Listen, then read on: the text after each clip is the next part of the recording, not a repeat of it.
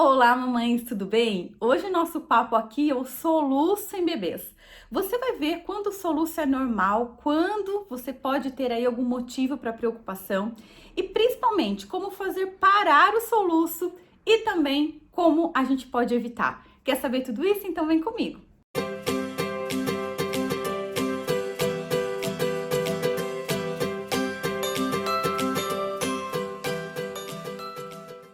Oi meninas, eu sou a Andressa do Sintonia de Mãe, sejam bem-vindas aqui ao canal. Se você ainda não é inscrita aqui no Sintonia de Mãe, se inscreve aqui, aproveita e ativa o sininho para você sempre ser notificada dos vídeos novos que eu vou postando por aqui. Hoje o nosso papo é soluço em bebês, aquela situação super normal entre os bebezinhos novinhos principalmente, mas também muito chatinha. Eu lembro quando meus filhos tinham soluço, eu ficava super apreensiva enquanto não parava o soluço do bebê, parece que eu não sossegava. Você é assim também? Bom, o soluço, gente, é uma situação bem tranquila, bem normal, né? É uma questão de maturidade mesmo do organismo do bebê, onde a gente tem então uma contração descoordenada do músculo diafragma, que é esse músculo que eu vou mostrar aqui para vocês. Então, esse músculo ele começa a trabalhar descoordenadamente, ou pela imaturidade mesmo do sistema do bebê, ou então porque esse músculo foi irritado por algum motivo. E eu vou falar aqui para vocês também algumas formas da gente conseguir parar esse soluço, porque pro bebê é chato, mas pra gente também que tá ali com o bebê no colo, parece que vai dando assim uma aflição, né? E a gente quer resolver logo. Existem, então, as medidas caseiras que as avós contam aí pra gente, né? As receitinhas de vovó. Eu lembro que a avó do meu marido, quando os meus filhos estavam com soluço, ela falava para pegar um pelinho, né, do cobertorzinho do bebê e grudar aqui na testa que o soluço parava. Gente, eu não sei se tem alguma coisa a ver ou não, mas eu acho que vale a intenção e posso assegurar para vocês que muitas vezes parava mesmo. Mas eu vou dar aqui algumas dicas para vocês muito mais seguras aí, né, muito mais que fazem muito mais sentido quando a gente entende o que realmente é o soluço e por que a gente está fazendo essas ações, né? Até agora, eu não achei sentido nenhum em colocar o pelinho do cobertor aqui. Se vocês tiverem alguma outra receita aí de soluço, coloca aqui pra gente poder discutir. E é claro, gente, tem algumas coisas que a gente não deve fazer. Por exemplo, dar um susto no bebê, chacoalhar o bebê. São medidas também que muitas vezes a gente ouve, né? Que faz parar soluço. Mas é claro que para o bebê isso não é nada recomendado. Mas eu sei que sempre tem algumas receitinhas caseiras aí, vamos discutir aqui para a gente ver o que realmente faz sentido e o que não faz sentido. Bom, entendendo então que o soluço é uma contração do músculo, né, do diafragma, o que a gente pode fazer então para levar esse músculo de novo a ter uma coordenação? Quando o bebê mama, especialmente quando mama no peito, ou até mesmo na mamadeira, a gente precisa ter uma coordenação entre sucção, respiração, pausa e deglutição. Quando o bebê ainda é muito novinho, às vezes ele não consegue fazer isso de uma forma tranquila.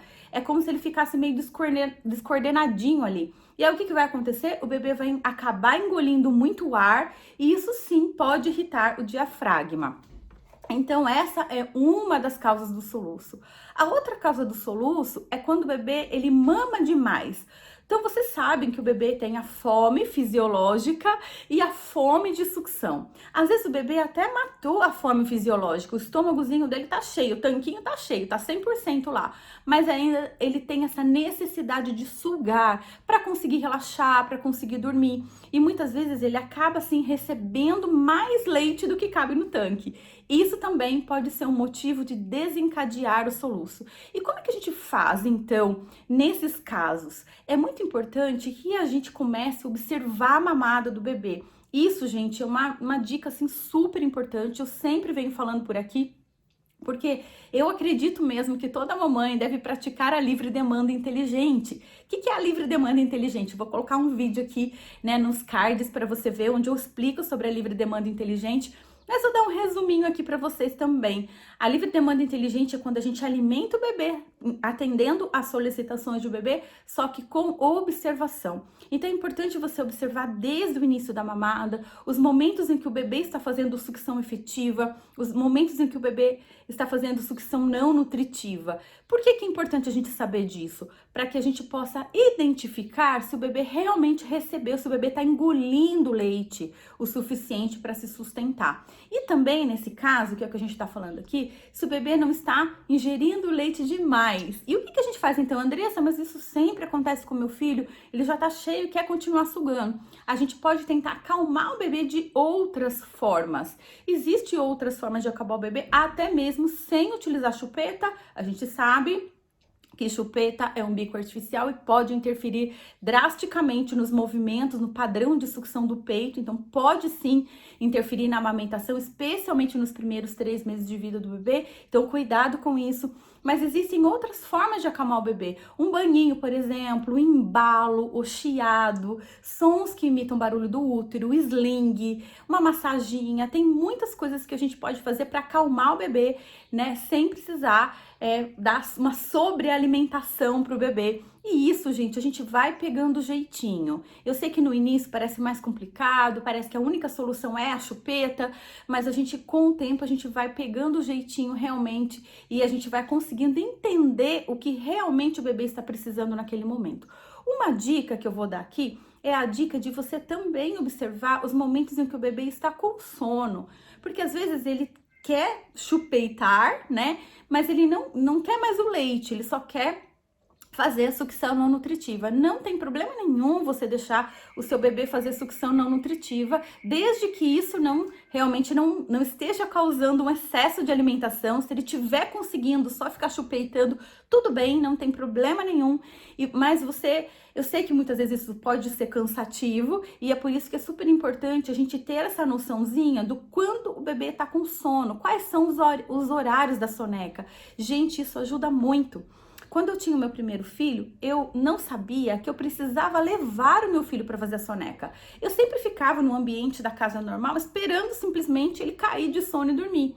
Quando eu entendi que se a gente conseguisse identificar os primeiros sinais de sono do bebê, e eu pudesse levar o meu bebê para dormir no quarto, num ambiente mais aconchegante, mais silencioso, ele dormia muito mais fácil. Então, às vezes, não é a gente ficar também dando peito, ou dando chupeta, ou dando mamadeira. Às vezes, a gente é proporcionar para o bebê um ambiente de soneca e, principalmente, quando a gente consegue identificar que o bebê está cansado, logo nos primeiros sinais de sono, a gente já retirar o bebê, já ir para o ambiente do sono, utilizar uma musiquinha sinalizadora, mesmo ruído branco, um ambiente gostoso, aconchegante para que propicie esse relaxamento para ele. Gente, isso ajuda muito, tá? Então não adianta a gente ficar fazendo o bebê dormir, andando pela casa, em qualquer lugar. A gente tem que criar, até mesmo para sonequinhas, um ritualzinho de sono para sonecas, e você vai ver que isso vai ser mágico, isso vai ajudar muito.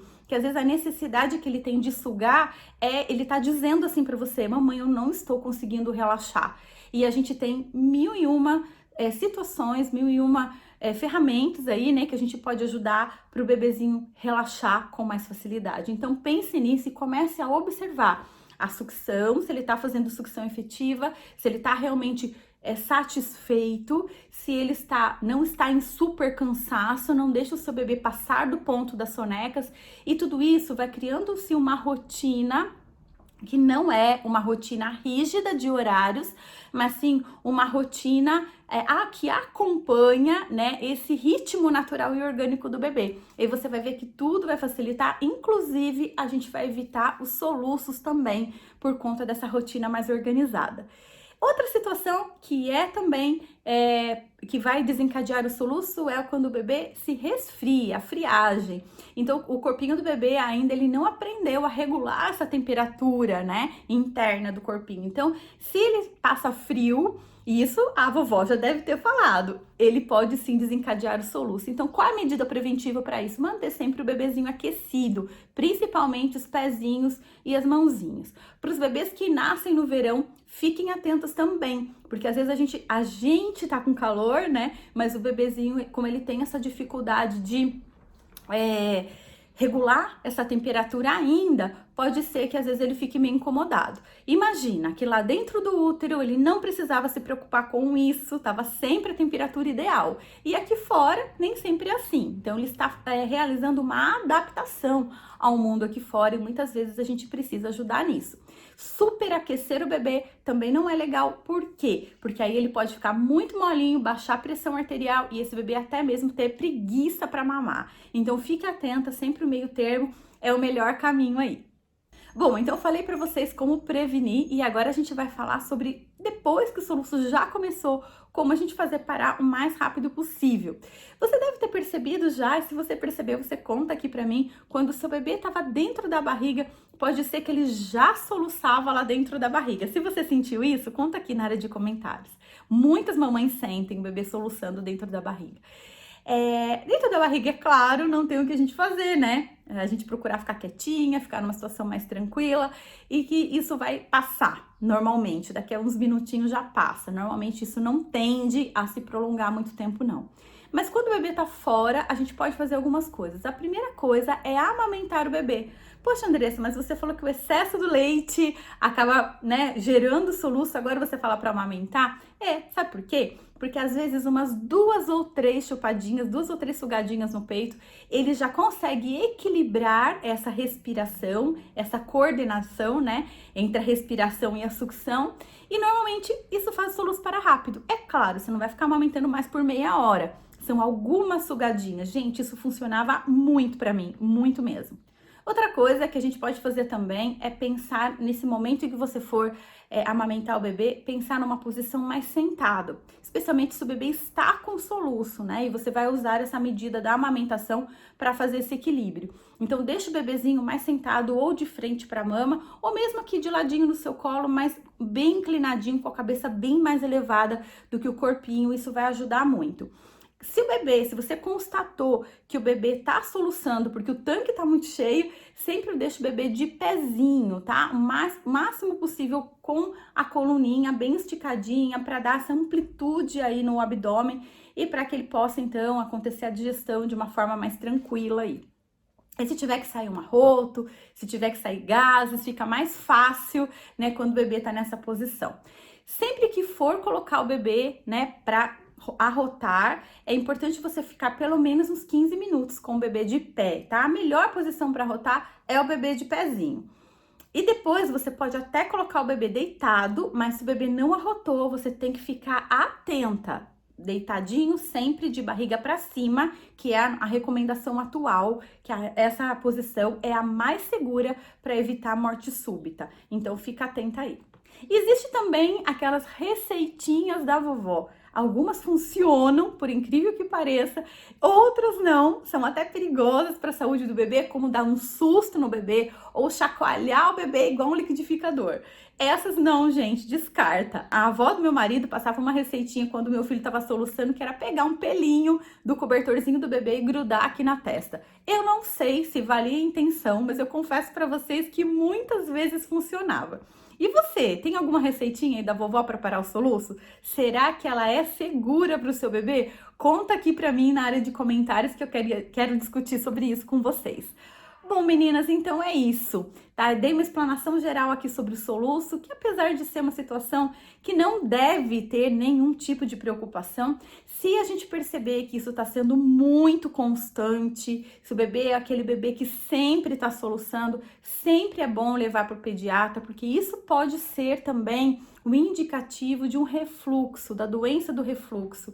Então é sempre importante a gente também estar levando para o pediatra o que está acontecendo, né? E para que a gente possa então colocar no nosso radar e ficar mais atento se tem algo a mais aí. Normalmente não é uma situação que gera problemas, mas é só ter o bom senso, perceber se tá demais, pode ser que esteja acontecendo primeiro alguma coisa com a sua amamentação, então é muito importante você acertar a pega para que o bebê engula menos ar. Vou deixar um vídeo aqui também de como você fazer a pega correta, acho que vai te ajudar bastante. E depois de acertar essa pega, a gente perceber que o bebê tá mamando bem, tá fazendo os movimentos de sucção legais, tá tudo certinho, a amamentação de forma geral está bem tranquila. Se esse soluço continuar, leve para o pediatra, tá? Porque pode ser sim um indício de refluxo que precisa ser tratado muitas vezes com medicação, tá bom? Espero ter te ajudado. Então, a gente se vê no próximo vídeo. Até mais!